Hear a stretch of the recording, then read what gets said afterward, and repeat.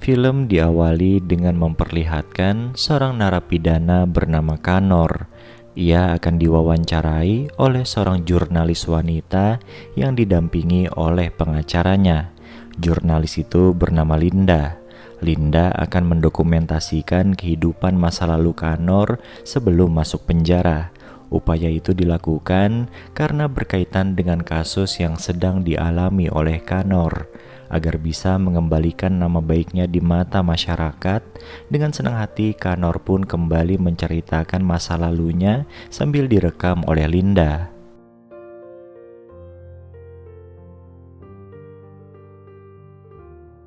Cerita Kanor bermula di mana masa lalunya dibesarkan oleh seorang ibu tanpa ayah.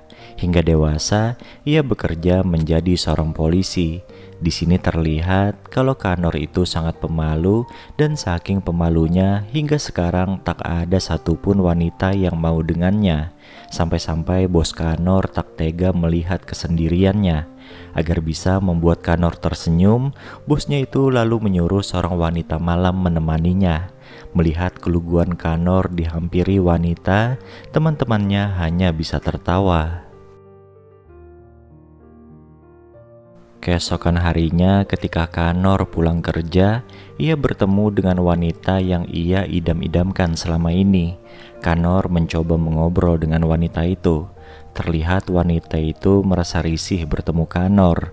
Ditambah lagi, teman wanita itu menyuruh Kanor menjauhi mereka. Ia menganggap kalau wajah Kanor yang buruk itu tak pantas mendekati mereka, sehingga membuat Kanor semakin galau. Sesampainya di rumah, Kanor lalu curhat dengan ibunya tentang apa yang terjadi.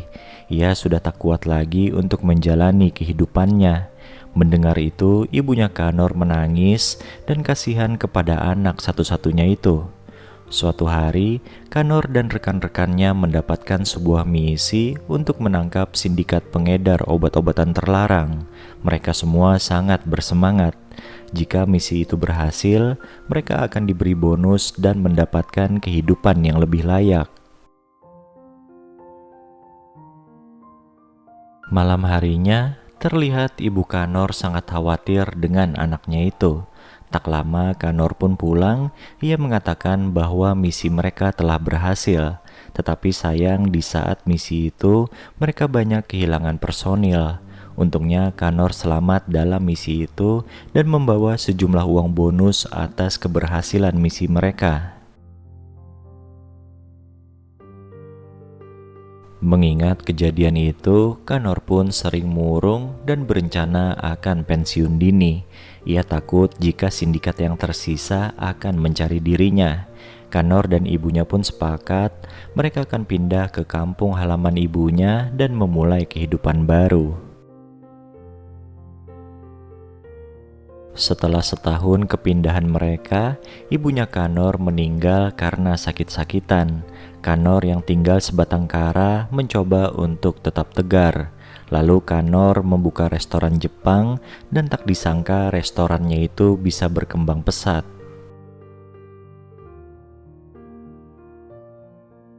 Singkat cerita, 15 tahun pun berlalu, Kanor yang lagi di restorannya dipertemukan dengan dua mahasiswi cantik yaitu Sandra dan Laika.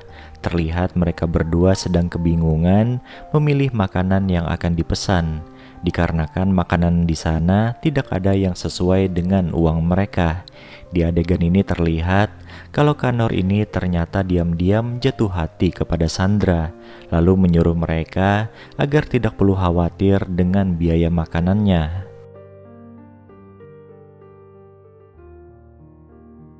Ternyata itu semua sudah direncanakan oleh Laika yang tahu bahwa Kanor pasti akan memberi makanan gratis kepada mereka, dikarenakan menurutnya Kanor itu sangat menyukai Sandra.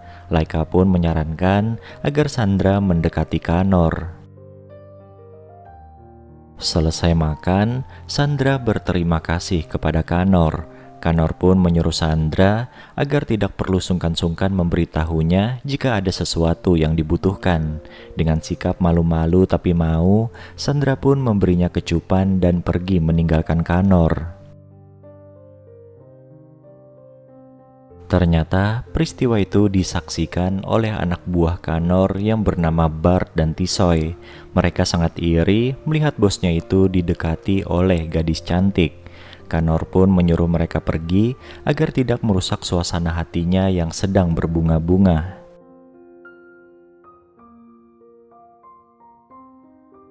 Di hari selanjutnya, saat Kanor sedang makan malam sendirian, tiba-tiba Sandra datang ingin memesan makanan. Kanor pun menyuruh Tisoy untuk menyiapkan pesanan Sandra. Dan lagi-lagi, Sandra diberi makanan gratis oleh Kanor. Selagi menunggu makanan itu, mereka berdua pun mengobrol. Sandra mengaku bahwa dirinya telah jatuh cinta dengan Kanor. Dan sebaliknya, Kanor juga jatuh cinta dengan Sandra. Lagi asik ngobrol, tiba-tiba Tisoy datang membawa pesanan Sandra dan hal itu merusak suasana obrolan manis mereka. Di pagi harinya, saat Sandra sedang menemani Laika pergi keluar, tiba-tiba mereka bertemu dengan Kanor di jalan. Kanor pun mengajak mereka jalan-jalan. Namun Laika malah menyuruh Kanor agar membawa Sandra saja dikarenakan ia ada urusan mendadak. Sebenarnya hal itu sengaja Laika lakukan agar Sandra bisa lebih dekat dengan Kanor dan juga bisa menguntungkan mereka. Terlihat Sandra dan Kanor pun menghabiskan waktu seharian dan mereka memutuskan untuk berpacaran. Sejak mereka pacaran, Kanor mulai sering memberikan kejutan kepada Sandra sehingga Sandra semakin jatuh cinta kepada Kanor. Dan tiap kali bertemu, tak lupa mereka selalu melakukan hubungan layaknya suami istri.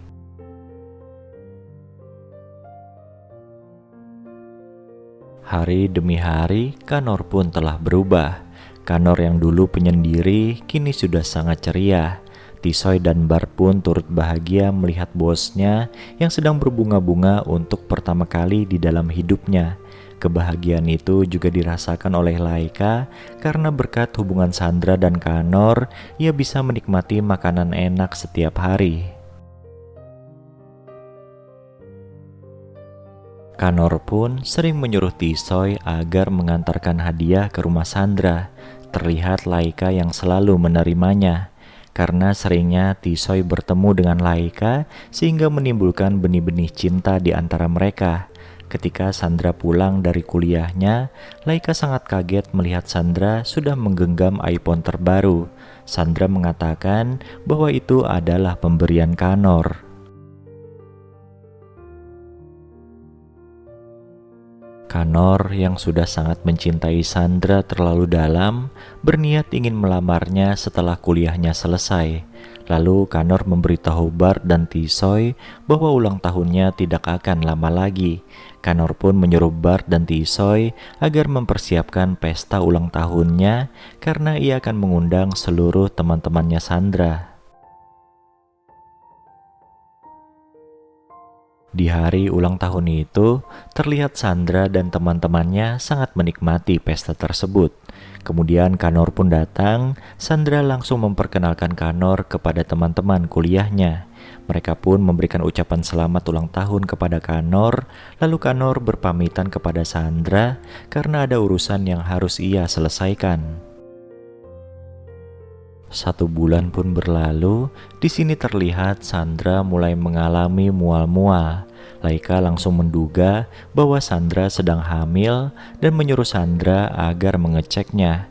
Sandra sangat takut jika hal itu benar-benar terjadi.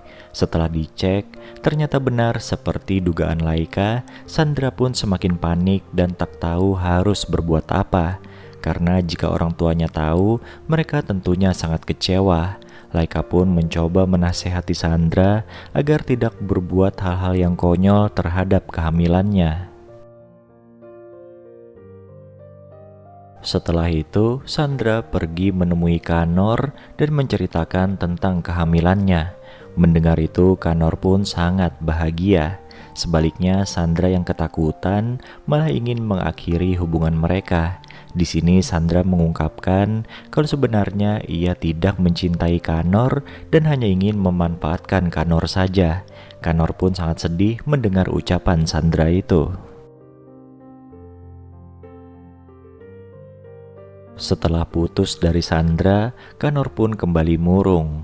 Bart, Tisoy, dan Laika tak tega melihatnya karena Kanor begitu baik kepada mereka. Mereka pun sepakat mencari cara agar Kanor bisa kembali ceria.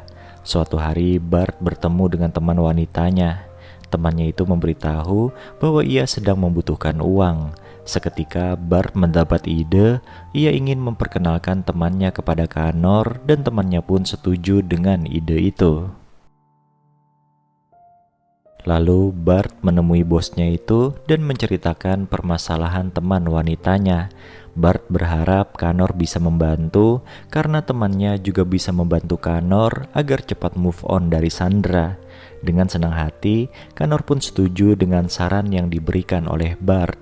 Dan dari sinilah awal mula permasalahan Kanor hingga menjadi narapidana. Demi melupakan kenangannya dengan Sandra, ia pun jadi ketagihan bersenang-senang dengan wanita lain. Kanor juga tak lupa merekam momen-momen di mana ia sedang bermesraan dengan mereka. Di sini terlihat Bart dan Tisoy pun terheran-heran melihat perubahan bosnya yang begitu drastis. Mereka turut bahagia karena Kanor bisa kembali ceria. Ketika Kanor sedang duduk sendirian, Bart dan Tisoy pun menghampirinya. Mereka ingin melihat kebahagiaan yang sedang dirasakan oleh bosnya itu. Lalu Kanor ingin menunjukkan sesuatu di handphonenya pada mereka dan menyuruh Tisoy agar mengambil benda tersebut di meja kerjanya. Akan tetapi handphonenya itu tidak ada. Kanor pun menyuruh mereka berdua agar mencarinya. Namun setelah mencari kesana kemari, handphone Kanor masih juga tidak ditemukan. Ia pun sangat panik. Jika handphonenya itu hilang, maka video-video rekamannya akan tersebar kemana-mana. Hari-hari pun berlalu. Sejak kehilangan handphone itu, hidup Kanor berubah menjadi kepanikan yang luar biasa. Bart pun memberitahu bosnya bahwa kini ia sudah terkenal dikarenakan video-videonya sudah tersebar di media sosial dan memiliki banyak penggemar. Kanor malah mengira bahwa Bartlah yang sudah menyebarkan video-video itu. Bart pun menyangkal ucapan Kanor itu karena ia tidak mungkin melakukan hal sejahat itu kepada bosnya. Semenjak saat itu, Kanor pun semakin bingung dan malu untuk pergi keluar rumah karena orang-orang pasti mengenalinya. Terlebih lagi polisi pasti bakal mencarinya sehingga Kanor semakin susah untuk pergi keluar. Tiba-tiba suatu saat, Kanor pun berhasil ditangkap polisi dan diancam hukuman 6 tahun penjara atas tersebarnya video-video itu. Setelah menceritakan masa lalu yang membuatnya berada di penjara, Kanor berharap Linda dan pengacaranya dapat mempertemukannya dengan para korban. Karena Kanor sangat menyesal dan ingin meminta maaf secara langsung atas kebodohan yang telah ia lakukan. Mendengar kejujuran Kanor, Linda dan pengacaranya pun mempertemukan Kanor dengan para korban. Dan cerita Kanor pun dijadikan sebuah tayangan dokumenter yang mungkin bisa mengembalikan nama baiknya di mata masyarakat. Ternyata berita itu sampai juga ke kuping Sandra yang sudah lama meninggalkan Kanor. Kini ia datang untuk kembali ke pelukan Kanor. Sandra merasa bersalah setelah menonton tayangan dokumenter tentang Kanor. Sandra juga memperlihatkan foto anak mereka yang sudah tumbuh besar. Kanor pun sangat bahagia karena ia bisa kembali memiliki keluarga. Dan film ini pun berakhir.